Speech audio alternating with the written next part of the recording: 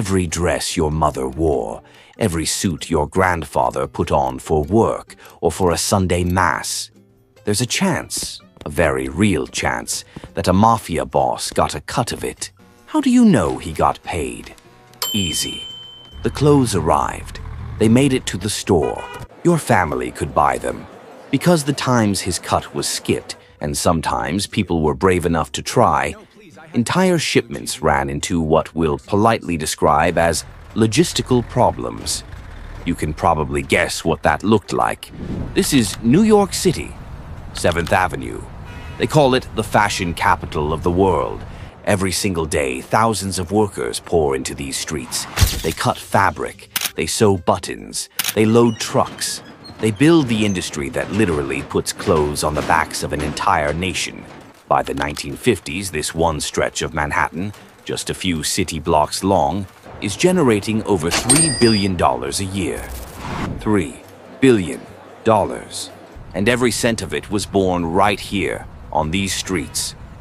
But here is something nobody tells you. For decades, almost every dollar that moves through this industry, every contract signed, every truck that rolls, every union that operates, it all passes through one man's hands first. And that man is not a fashion designer, not a factory owner, not an executive with a corner office and a secretary outside. He is a mafia boss, a small, soft-spoken man with a missing finger who wears expensive suits and shakes hands at dinner parties. His name was Tommy Lucchese. The government knew, the politicians knew, but nobody dared to stop him. Not that they couldn't, but because he was just too smooth in his operations. He outthought prosecutors, outmaneuvered senators, survived the electric chair of public scrutiny, beat the government's deportation plan, and engineered the reshaping of the entire New York underworld. As good as he was, the one thing that finally took him down was something he never saw coming. This is his story. The year is 1911. A boat carrying an Italian family docks at the port of New York. Among the passengers is a boy, 11 years old, small for his age. Dark eyes, barely says a word. His name is Gaetano Lucchese. He comes from Palermo, Sicily. His father is a laborer. They settle in East Harlem, packed with Italian immigrant families, all of them trying to survive in a city that does not care whether they live or die. Gaetano watches who gets respect, who gets feared, and very quickly he understands that in this city, power is not something you are handed. It is something you take. He starts running with street gangs, learning, watching, waiting. A few years pass. Working in a factory, a machine catches his right hand.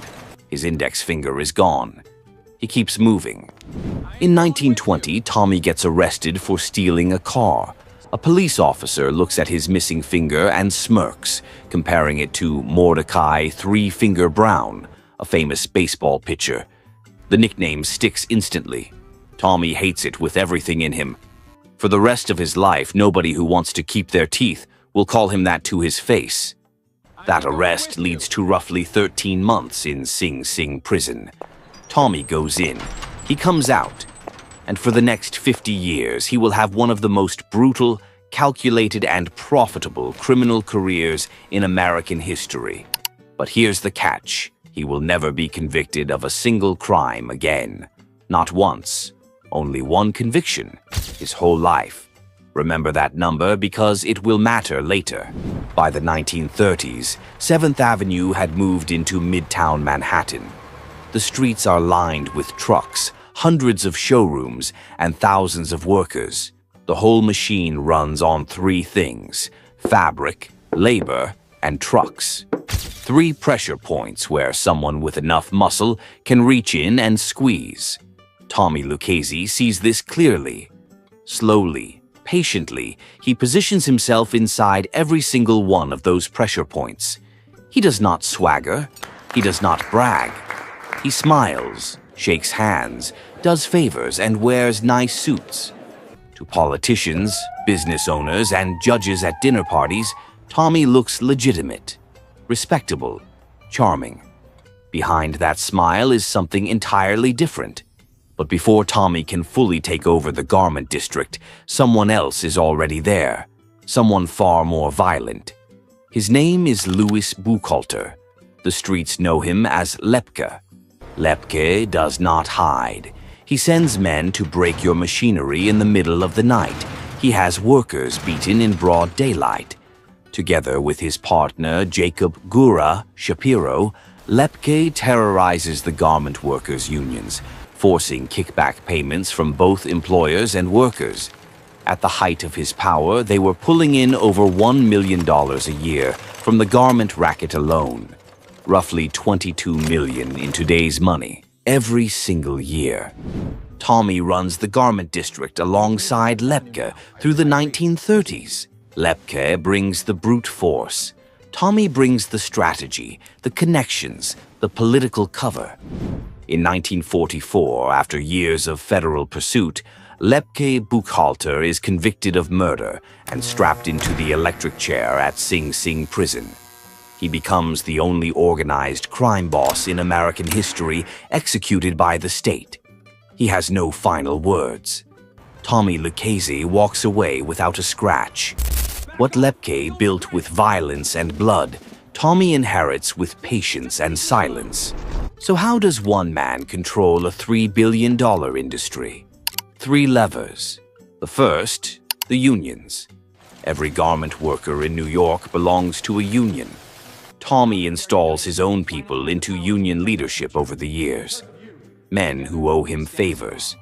Men who understand, quietly, without it ever being said, that their position depends on keeping Tommy happy. The second, the trucks. You can make the most beautiful dress in the world, but if it cannot get from the factory floor to the department store, it is worth nothing. The Lucchese family controls the garment district's trucking operations. Every truck that moves through 7th Avenue moves on their terms. No truck moves without Tommy getting his cut. The third, the loans. The garment industry runs on tight margins and seasonal cash flow. Banks are slow and ask questions. Tommy is fast and asks nothing except repayment at his interest rate, and that when he asks for a favor someday, you say yes. The Depression and World War II create perfect conditions for this. Factories take Tommy's money, and the moment they do, they belong to him. Unions, trucks, loans. Control those 3 things, and you do not need to own a single sewing machine to run the entire industry. In 1950, Senator Estes Kefauver launches the first-ever Senate investigation into organized crime in America. And for the first time in history, the hearings are televised. 30 million Americans watch actual mafia bosses questioned under oath on live national television. The ratings outperform the World Series in some cities. Tommy Lucchese is called to testify. He sits calmly, answers carefully, denies the important things and admits the irrelevant ones, says just enough to avoid contempt charges and not a single word more. He walks out without an indictment, but his name is now public. 30 million people know what Tommy Lucchese is. 2 years later, the government tries to strip him of his American citizenship, arguing he lied on his naturalization application. Even that fails. So, what does he do next?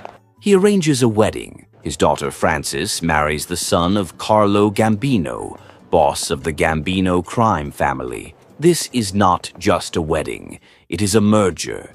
The Lucchese family owns the garment district's unions and interior trucking. The Gambinos control the city's larger commercial trucking routes. Together, nothing moves anywhere in New York's apparel industry without one of these 2 families getting paid. And now they are family. In 1957, Tommy helps engineer the targeting of Frank Costello, the most powerful street boss in the city. A gunman shoots Costello in his apartment lobby. Costello survives but retires immediately.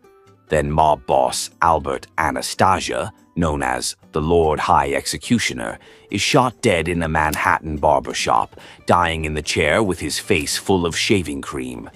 One of the most infamous murders in organized crime history. Tommy Lucchese ends up on the winning side of every single move. He is no longer just a garment industry boss. He is one of the most powerful figures in the entire American mafia.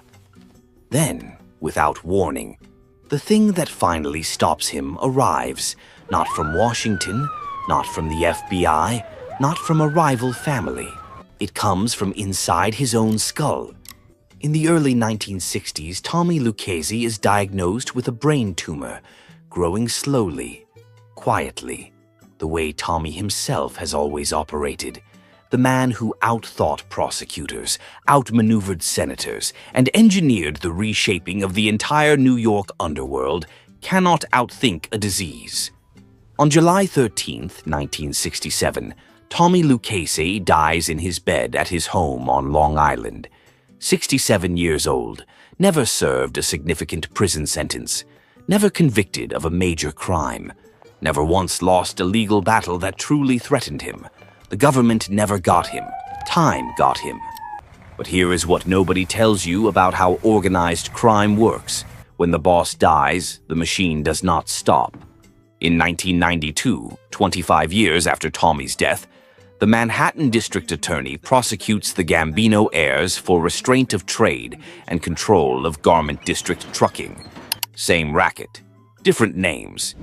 In 1998, 31 years after Tommy died, federal prosecutors unsealed indictments against the acting boss of the Lucchese crime family and 11 associates for racketeering and extortion in the New York garment industry, covering crimes carried out between 1991 and 1996. The same system Tommy Lucchese built, the unions, the trucks, the loans, the fear, was still operating, still generating money, still feeding off the garment industry, almost 3 decades after the man himself was in the ground. If you made it this far, you already know what kind of channel this is. Hit the like button and subscribe, because we are just getting started.